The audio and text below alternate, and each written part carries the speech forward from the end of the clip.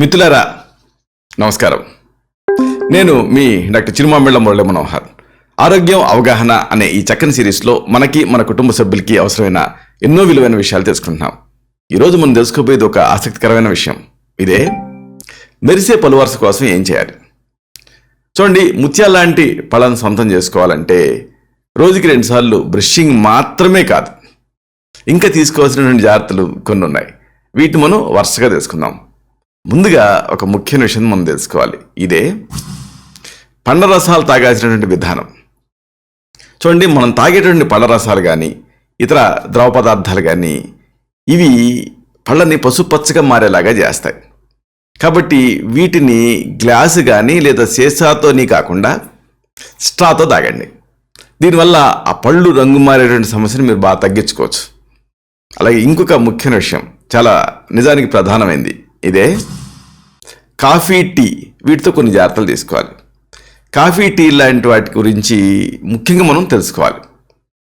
వీటిని తాగిన తర్వాత చాలామందికి మళ్ళీ ఆ దంతాలన్నీ కూడా ఎల్లో కలర్లో మారిపోతాయి. కాబట్టి ఏం చేయాలి అంటే వీటిని తాగిన తర్వాత కొద్దిసేపు ఆగి, వెంటనే కాకుండా కొద్దిసేపు ఆగి నోరు కడుక్కోవాలి.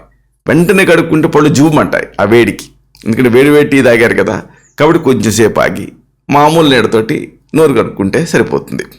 అయితే సాధ్యంత వరకు అసలు ఈ కాఫీ, టీ లాంటి వాటిని తాగకపోవడం మంచిది, వాటి జోలికి వెళ్ళకపోవడం మంచిది.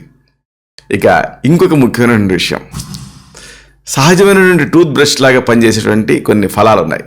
వీటిని తింటూ ఉండాలి. యాపిల్ కానీ క్యారెట్ కానీ మీరు వీటిని రోజు రెగ్యులర్గా తింటూ ఉంటే, ఒక అలవాటు కింద మార్చుకుంటే అప్పుడు ఇవి సహజమైన టూత్ బ్రష్లా పనిచేస్తాయి. అంటే కొరికి తింటాం కదా, దీంతో ఒక క్లెన్సింగ్ ఫ్రూట్స్ లాగా పనిచేస్తాయి. వీటిలో ఉండేటువంటి ఆ యాసిడ్ తాలూకు సుగుణాలు, అలాగే ఫైబరు, ఇవన్నీ కూడా పళ్ళ మధ్యలో చేరినటువంటి వేరే పదార్థాల తాలూకు అవశేషాన్ని తొలగించేస్తాయి. అలాగే వీటిలో ఉండేటువంటి యాసిడిక్ నేచర్ వల్ల పళ్ళు తెల్లగా, దంతాలు మిలమిలా మెరుస్తూ ఉంటాయి. ఇంకొక ముఖ్యమైన విషయం ఉంది. ఇదే పెదవులకి దంతాలకి సంబంధం ఉంది. పెదవులు పొడిబారు ఉన్నప్పుడు కంటే కూడా తేమగా, తాజాగా, మృదువుగా ఉన్నప్పుడు పళ్ళు కూడా మెరుస్తూ ఉంటాయి. కాబట్టి పెదవుల్ని ఎప్పటికప్పుడు సప్పులుగా ఉంచుకోవాలి. అంటే బాగా నీళ్లు తాగుతూ ఉండాలి. అలాగే ఇక్కడ ఉండేటటువంటి కాస్త ఆ తేమదనాన్ని తీసుకొని లిప్స్ మీద రాసుకుంటూ ఉండాలి. అయితే లిప్ బామ్, లిప్స్టిక్లు ఇలాంటివి కూడా సహజ పదార్థాలతో తయారైనవి వాడుకోవచ్చు. అలాగే ఇంకొక ఆసక్తికరమైన విషయం ఉంది. టూత్పేస్ట్ని ప్రభావవంతంగా చేసేటువంటి ఒక వంటింటి పదార్థం ఉంది. దీన్ని వాడితే దంతాలు న్యాచురల్ హెల్త్లో కనిపిస్తాయి, న్యాచురల్ గ్లోతో కనిపిస్తాయి. నెలకొకసారి టూత్పేస్ట్ పైన కొద్దిగా బేకింగ్ సోడాని, అలాగే దానిపైన 4-5 చుక్కల నీళ్ళని చల్లుకొని పళ్ళు తోముకుంటూ ఉండండి. ఇది సహజమైనటువంటి వైట్నర్ కింద పనిచేస్తుంది, పళ్ళని ఆరోగ్యంగా ఉంచుతుంది. ఇలాగా ఈ దంతాలని మిలమిలా మెరిసేలాగా మీరు చేయొచ్చు.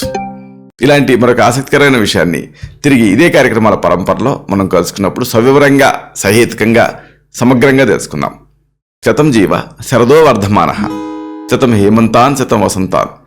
100 శరత్తులు, 100 హేమంతాలు, 100 వసంతాలు వర్ధిల్లుతూ జీవించండి. Stay healthy, stay happy, be positive, keep smiling. Love you all. శుభం.